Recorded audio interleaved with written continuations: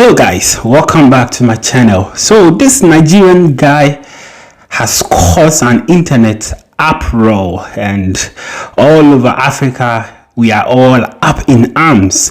Ghanaians are up in arms, Nigerians, for all the right reasons, are also up in arms against this guy. Now, for context, I just want to show you a little small piece of what has brought about all these issues. Watch this. Lights, a front room in the West Midlands, camera, a YouTuber helping Nigerians come to Britain, and action. Hi guys, welcome back to my YouTube channel. It's your boy E to the M. Among MD's hundreds of videos are guides on how to get a student visa to come to the UK. Because there's new information regarding the student route to the UK. Last year, a fifth of international student visas were issued to Nigerians, 120,000 people in total, half of them students, half their dependents. But MD believes many are actually coming not for a new qualification, so much as a new life. So the student thing is not real. It's not like they need the degrees. They need the degree as an access route to come into the country. So a lot of these people get their priorities shifted real fast. So it's really about getting into the UK. Exactly. And then it's not about the a education. job, hopefully. It's not really about the education. Nigerians have a word for what's going on here. Japa, escape, doing whatever it takes to leave Nigeria and start a new life somewhere more prosperous. And Japa may explain why the Shropshire town of Telford, with its University of Wolverhampton student campus, now has more than 300 Nigerian residents. So this gentleman had the effrontery, to go on BBC to tell this to the entire UK and entire world that the reason Nigerians, and for that matter Africans, travel to the UK to study and also bring their dependent is because it has absolutely nothing to do with the course of study or with the school, but has everything to do with a job. Now, this obviously has caused a lot of uproar and a lot of anger among Africans and in particular Nigerians, and this guy is now all over the internet. Oh my God, so please let's but I went through his YouTube channel. I went through and dug things. He has come up with an apology, but before I go over the apology video, I want to say this, that please, let's forgive him, because to err is human, and also to forgive is divine. So let's try and forgive this boy. Now let's go into what he said. He just came out to apologize. Let's listen. My head is messed up. I'll be honest with you. Because I am in the world to do good. I don't know how else to say it. If I can translate it to 100 languages, I would do that. I am in the world to do good. For you, for me, for all of us. And now that I have become the enemy because of the power of the media, it is sick. It is sad, and I am very, very disappointed. Not in the 25 seconds clip, because if that was all they wanted me to come and say, I am not a fool. I am not a fool. I wouldn't have done that. The conversation was broader. I don't want to bore you where he said, I said, but an interview would have been longer. An interview would have what he said before he said what he said. We didn't start from there. We didn't end from that point. I'm sorry. I'm just sorry. I'm sorry. To people who are close to me, who have had... Now, the apology is a very long one, okay? So I will put a link of the apology to the description below, so make sure you check it out. And he spent well over 20 minutes apologizing and also mentioned something that that is also very, very salient. He said his words were taken out of context. Now, that is why I'm doing this video.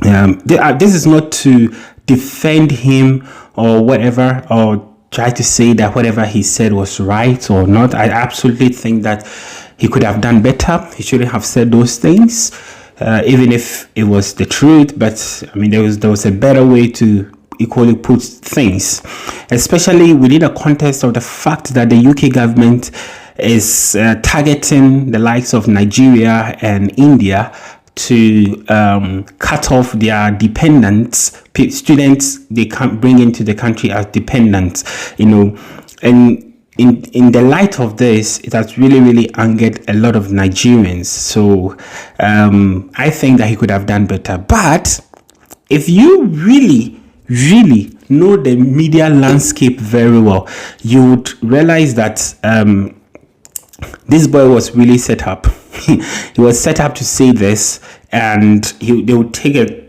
25 seconds sound bite out of what he said and they will publish it.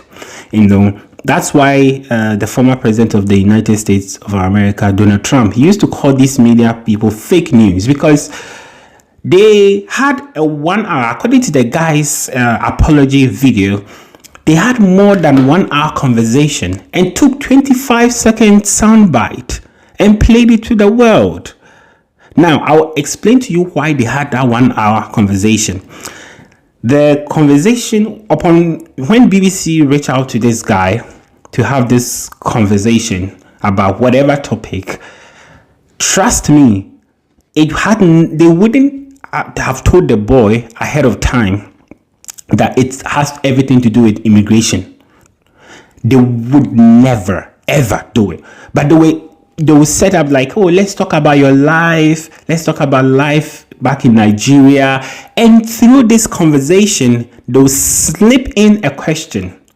They will slip in one little question. So I want to role play this here, so I scripted some few questions down here to ask. So first of all, they'll start by going, tell us a little bit about yourself, your life here in the UK and in Nigeria.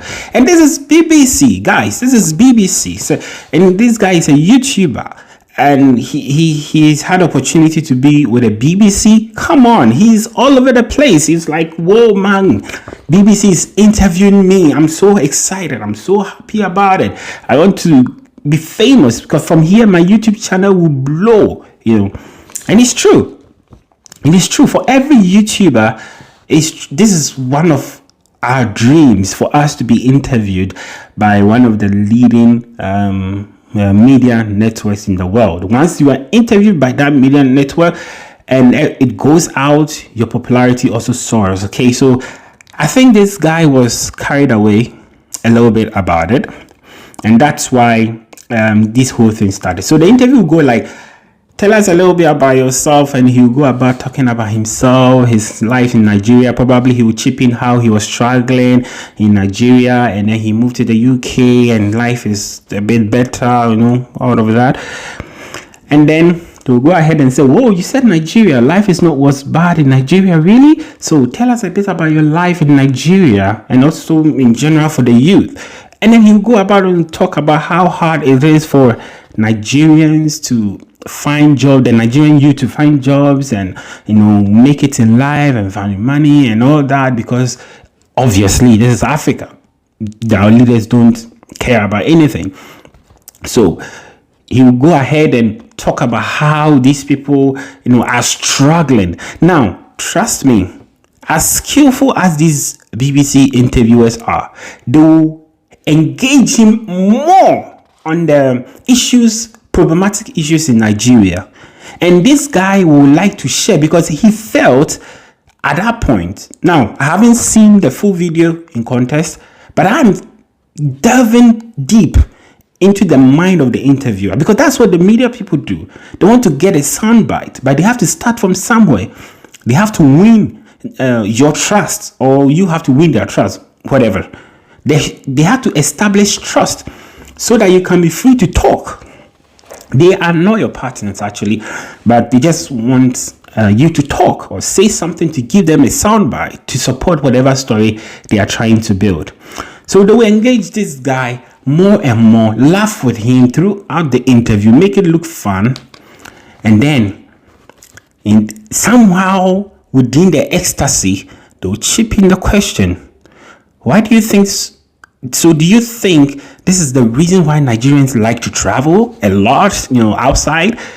And this guy obviously haven't built the momentum. Will start ranting now. It's like, yeah, it's true. In Nigeria, life is so hard. So we have to travel to, make ends meet. And it is true, And when we travel to make ends meet, sometimes we have to use ways and means. Some people come through the desert. Others who have had some sort of education apply to schools abroad to be able to, go through the school system to be able to find jobs.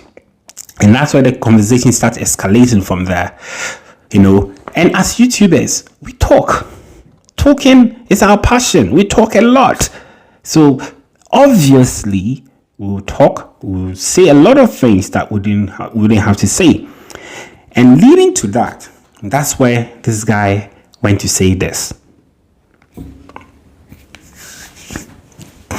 So you see, it was a whole. So I understand this guy when he said the whole thing was taken out of context, and I understand him when he said it was not his intention to portray Nigeria this way.